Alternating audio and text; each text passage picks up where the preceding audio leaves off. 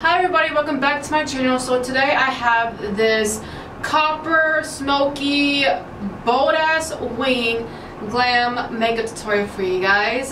This is my go-to glam makeup whenever I have an event to go to, a party, or I just want to go out.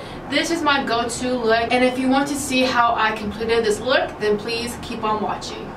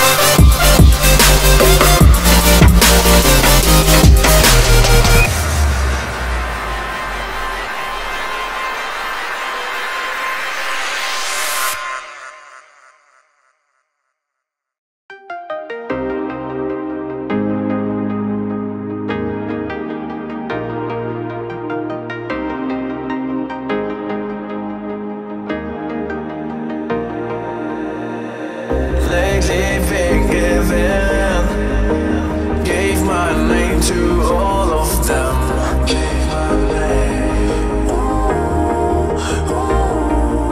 And the worst of it all is that I can't keep my heart straight. And the worst of it all is that I can't keep my heart straight.